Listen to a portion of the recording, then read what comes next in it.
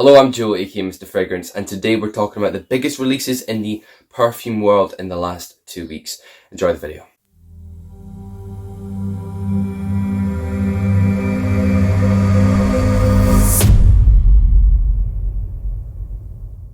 Welcome back. I've been minorly inactive on the channel a little bit. I had a bit of a cold, so my nose was blocked, didn't sound great. Not COVID, had a couple tests, both times came out negative. As well as I'm also doing a podcast now. It's not anything really regular, so it won't interfere with the channel anymore than it has already, and I won't let it carry on interfering. It was just a few technical issues that I've been spending my time on with the podcast more than the YouTube channel, but the YouTube channel is now back as a priority. So yeah, I have a couple more things out about the podcast in the coming video, and then it'll also be posted on the YouTube channel as well as on Spotify and on all other sorts of streaming services. Sorry. Also, you may have noticed I'm trying out a little different angle. This is probably not going to be permanent. This is just, I don't know why I've tried it out, but I just thought might as well. It's a nicer, sunnier day, more light coming in. I'm not even using a ring light. That might backfire as well. And I've also got this Ted Baker perfume, which I'm just gonna use as my scent of the day. Barely use it, but zingy, citrusy feel to it. It's here and there for me, but it's a nice fragrance. So I thought I might as well wear it on this mild day. Final thing to clarify as I start moving into this is that I don't own any of these perfumes. These are not reviews. This is me letting you know, as I do in this series, of the week's releases, and I'm going to talk through them. So there's a lot to get through. Let's do this. So the first release this week is Boss Bottled United. Now, United has been out. That came out, I think, in 2018. There was a United Boss Bottled that came out, but this is a further flanker of this. This is the Eau de Parfum version of it, rather than the Eau de Toilette. Released in 2021, and guess what? It is being marketed by COTY, and those are the people that pulled Boss Bottled Intense Eau de Parfum from the line. So, you know. Anyway, Coty, they basically, COTY Coty, they do a lot of the marketing for a lot of the Boss Bottled fragrances. They've got all sorts of new people that are going to be the face of this fragrance. It seems to be something that they're really trying to push, but there's loads of these Boss Bottled fragrances coming out all the time, so, you know, I'm not particularly excited by it, but what the notes bring are sounding quite nice. But then again, it was the same with this Boss Bottled Night that I have back there. Boss Bottled Night had really brilliant notes and didn't really offer that much, but the fragrance notes, they've only given us 3, and they are blood orange, which sounds very nice. I love a good blood orange juice, peppermint, and amber. Those are 3 very different notes, and that could make for a really interesting fragrance. Something to maybe look out for. I'm sure it'll be coming into stores soon enough, but it's a limited edition fragrance, so maybe pick it up if you've seen it at a decent price. Blood orange, peppermint, and amber. I can't really speculate as to how that's going to combine, but peppermint and orange. Okay, to me, I just think of brushing my teeth and then taking a sip of orange juice is not a nice thing to do. What's that going to be like in a fragrance? Who knows? And then amber to bring it back down. Maybe a bit of I don't know, thickness. I really couldn't tell you. That sounds interesting though. Let's move on. Next big release, and I'm probably going to put this one on the thumbnail, Acqua Profondo Lights. It's a new release by Giorgio Armani, and it is in the same style-ish of bottle as Profondo. We've got very similar notes as well. We've got green mandarin orange, cumin, cardamom, and marine notes in the top. In the heart notes, we've got Provençal. Sorry if I'm pronouncing that wrong. Provençal, lavender, rosemary, cypress, or cypress as some people call it. Maybe that's the right way. Mastic Absolute and balsamic notes. And in the base, we've got vetiver, lovely, Guatemala patchouli, and cedarwood. So, sounds very similar.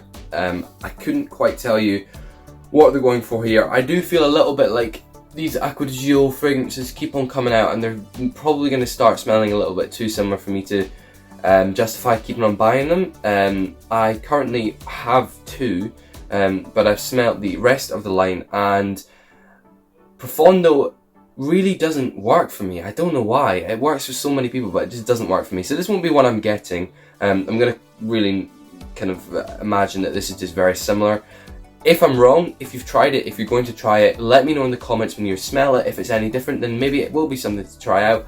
But I'd be interested in knowing, because if it is the same, then I'm not going to bother. But there you go, it sounds like it's going to be quite a similar fragrance. Let me know if I'm wrong. Next one is a Davidoff release, and they have released a new Cool Water. This is a Champion Edition, Street Fighter Champion Edition. I think there is already a Street Fighter fragrance, again, that came out a couple years ago, but this is Champion Edition. Currently, they haven't actually said anything about what notes are in it, so unfortunately I can't say too much about it, but it's also being marketed by Coty, or C-O-T-Y. It's an alright bottle, but they haven't actually released anywhere what the notes on it are, and that could be because it's quite a common smelling fragrance. I couldn't tell you, but unfortunately this is going to have to be one that I'm telling you, it's a release, can't tell you what it smells like. Next up is a niche release. This is by Xerjoff. I had a talk with Gabby from the Fragrantician about that on the podcast. It's quite funny. Neither of us particularly sure whether we were pronouncing it right, but I'm pretty sure it's Xerjoff. XJ 1861 Decas, or Decas. Decas, I imagine it is. This is another new fragrance from Xerjoff. They've done 2 this week. There's another one to look in. 2. What a beautiful bottle, just to say off the bat. That'll be coming up somewhere. What a beautiful bottle this is. Top notes of tuberose, tobacco, Calabrian, mandarin orange. In the heart notes we've got Florentine, iris, benzoin, and opoponax.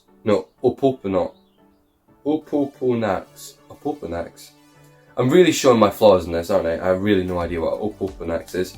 And base notes of musks, balsam, and bourbon vanilla. Now, looking at that,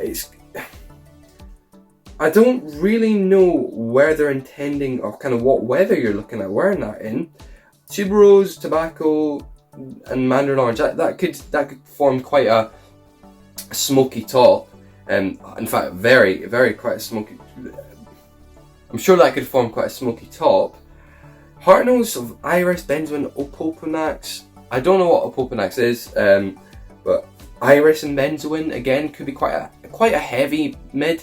A little bit animalic possibly, but quite nice. With the kind of sweetness and the earthiness of the benzoin. And then base notes of musks, balsam, and bourbon vanilla. Again, a little bit of sweetness coming in there. Musks, again, a bit of depth, a bit of bassiness. Yeah. The bottle kind of suggests something different. I don't really know what they're looking for, but it does sound very interesting and something I would happily sample, decant, and see if I liked it, because I'm yet to own a Xerjoff fragrance, and that could be a nice way in. Next up is Armani Privé's Cyprus Pantelleria. Again, lovely bottle. This is from their kind of higher end line, and it's described as a fresh citrusy fragrance. Again, these are going to be coming more and more summery as we move into these summer months. Really, really nice. Top notes of mandarin orange, bergamot, citron, and neroli. Heart notes of aquatic notes, clary sage. And finally, it has base notes of oak moss, amberwood, and patchouli and vetiver. Yeah, it sounds really nice, this one. I really like the sound of it. I think it's a really lovely line, this. Armani clearly have a little bit of class within them that they save for these fragrances. I've seen many reviews on them. Most good, some saying that it's maybe not worth the money that they ask you to pay for them. When I'm looking at this, yeah, they're looking for nearing on 100 or even more in some of them. But in the end, it's clearly that they're using some more intricate, kind of detailed, more kind of advanced notes in these, so to speak. And they're looking to kind of err on the more niche side of things rather than being designer. Really lovely though, and I think this is probably quite a unisex fragrance as well, just based on the notes. Who are they saying it's marketed? Yeah, men and women. Marketed towards men and women, quite a unisex fragrance. Sounds really nice, and I think that could be a nice pickup. That is going to be one I look out for, definitely. This is by Memo Paris, and it is got these tricky names. Cours Nomads Sicilian Leather. Lovely bottle. I love the Memo Paris bottles. They're just so beautiful. Lovely black matte finish within this kind of all these golden, really intricate artistic designs on the top. It's got notes of Italian bergamot, bitter orange, citron, cardamom, coriander seed, violet leaf, fir balsam, white leather, atlas cedar, and galacwood. Galacwood. Really nice sounding. Really, really nice. I like this kind of this twist on a more woody citrus, and I think that woody citruses can end up being really nice, depending on how they're done. And I think that they're doing the right job here by not looking for anything too sweet. It's going to be quite a sharp citrus when you're looking at the bitter orange, white leather. Interesting. Violet leaf is going to be a bit greener. Probably the coriander seed is going to make a little bit of aromatic touch to this. Cardamom as well. The Italian bergamot. Now, when I looked up Italian bergamot, I'll give you a brief. This is what I got when I looked up Italian bergamot. I looked up to see if there was any difference, and basically the conclusion was that it's not really any different to bergamot in general. They just called it that to emphasize its kind of origin, and where it's can come from. But I think that probably Memo Paris are far more organic, and they're far more focused on genuine products and produce being put into their fragrances than other companies. So I think that Italian bergamot probably has its purpose, and may smell, because it's going to be quite a natural, probably natural oils, might have more of that kind of green zinginess that you get from natural bergamot than you get in the kind of the chemicalized things. I don't even know if that's a word really, but more chemically produced bergamots that are made to be very sweet, very, very citrusy. And it doesn't mean that that's bad. You know, that they have that has its place. Very nice in particular perfumes, but for this, in this Memo Paris, I think it really is wanting this zingy punch that you're going to get from this bergamot, and combining that with the cedarwood, the white leather, which is probably, I couldn't quite tell you what that means in terms of leather. Anyway, it's a leather fragrance. It's got leather in it, so that all balances out, and I imagine that's going to be quite a nice smelling fragrance. Again, these are just my first impressions. Another Xerjoff now, and it's called Hypnotica, and this has notes of Mediterranean fruits, tuberose, Indian jasmine sambac, Italian neroli, Singapore patchouli, bourbon vanilla again, and musks. It looks like it's going to be a similar fragrance to the one that we were talking about earlier from them. It's got tuberose in it, it's got patchouli, bourbon vanilla, and musks in it. It had Mediterranean orange, I think it had the previous one. So yeah, again, quite a detailed looking note breakdown. The bourbon vanilla is going to have a sweetness, as well as the musks is going to kind of give it probably a muskiness, maybe, hopefully nothing too animalic, given that these notes seem to be quite light and really, really delicate. Like Italian neroli, Indian jasmine sambac. The jasmine sambac, that really could add a little bit of animalic touch to this. Tuberose, okay, not a huge fan. It's in a lot of things. I can deal with it when it's watered down, in a sense. I mean, that's not the right term, but when it's lowered down and just there very lightly. But tuberose is one of those things that is really difficult to do well, in my opinion anyway. And then the Mediterranean fruits, who knows what that could be, but they, could be very, very nice. See, if it was something really fruity, something I'd talk about later. In fact, I'm not talking about that for now, but I think I'm really missing out on like a mango fragrance for summer. I'd really like a really fruity, but naturally smelling fruity fragrance, like a mango and strawberry, something like that. I mean, that it's completely different. I've not really seen much like that, but I will look it up and see if there's anything like that. Next fragrance is Blue Mediterraneo, by Acqua di Parma. This is the Bergamotto, the Calabria, La Spugnorut. Okay. This is... okay. This fragrance is the Blue Mediterraneo Bergamotto di Calabria, La Spugnatura. This fragrance is the Blue Mediterraneo Bergamotto di Calabria, La Spugnatura. Yes. This is by Acqua di Parma. It's a men and women fragrance, and it is going to be a citrusy fragrance again with some lovely earthier notes at the bottom. Top notes of Calabrian bergamot, bitter orange, mandarin orange, grapefruit, heart notes of galbanum, geranium, base notes of cedarwood and vetiver. That sounds like it's going to smell like a dream. Absolutely.